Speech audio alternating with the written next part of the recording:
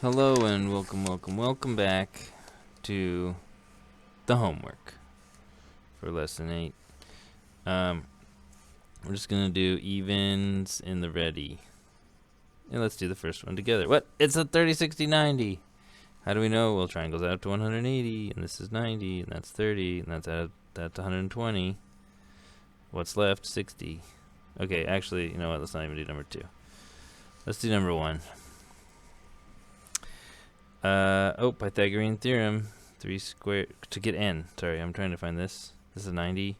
So 3 squared plus n squared equals 5 squared. That's 9 plus n squared equals 25. Minus 9, n squared equals 16. It's the famous 3, 4, 5 triangle. Why did we even use Pythagoras? But what about this? What about this degrees here? Okay, 180 minus 90 minus 53.18. What's left over? 90 minus 53.18.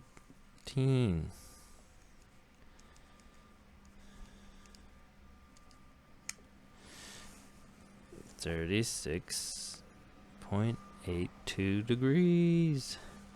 Okay, so, you have this figure out this, figure out that. Pythagorean theorem, triangle sum. Adds up to 180. One more. See, I made it easy. Pythagoras. I'll even help you set it up. 5 squared plus n squared equals 13 squared. Solve for solve for n.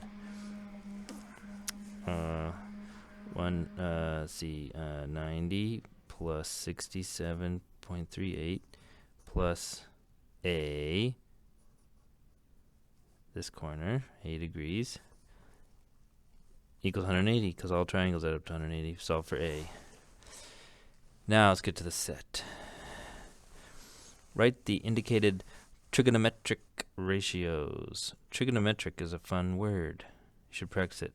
Here's how we practice it. Trig, trig. Trigo, trigo. Trigonometric. Trigonometric. Trigonometric ratios. Those are the sine, cosine, and tangent.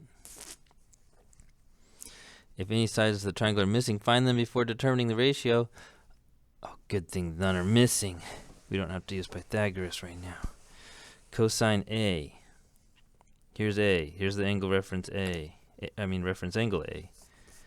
Cosine. Why is cosine first? Well, I don't know what to do.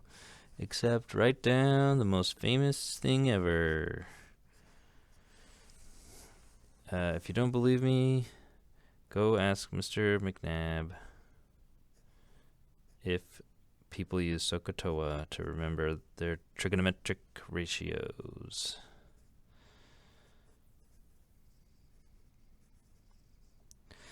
I can't even finish it. Okay, cosine. Adjacent over hypotenuse. Reference angle A. What's adjacent to it? 4. What's the hypotenuse? Always 8.06.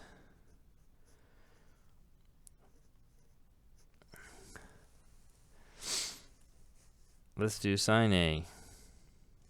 I like sine because the opposite's easy to find. It's easier to draw a straight arrow than a curvy one.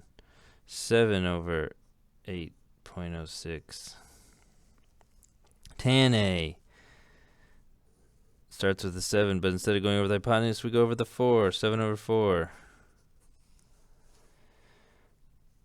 Now let's switch the reference angle over to B. But cosine is the adjacent. Now this is the adjacent to B. Now the hypotenuse is also adjacent, but that's always the hypotenuse. So 7 over 8.06, because the cosine is the adjacent over the hypotenuse. Sine B. 4 over... Wait, why does that sound familiar? 4 over 8.06. Oh, because cosine of A equals the sine of B. They're the same ratio. If you switch the ratio from the sine to the cosine and switch the reference angle from A to B, you'll have double switched. Swap. And then you're back to the same thing. Same thing with the sine of A and cosine B. They're the same number, 7 over 8.06. 6. Why is it 8.06? That's so annoying.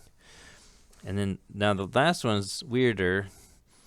When you switch the reference angle, the opposite and the adjacent switch places, but tangent is the opposite over the adjacent. And so they just switch places. Now it's 4 over 7. Let's double check that. Tangent B, 4 over 7, opposite over adjacent. Tangent is opposite over adjacent. See, you guys are getting good at this, right? There's just 3 more problems like that. Looks like you need to figure out what that is.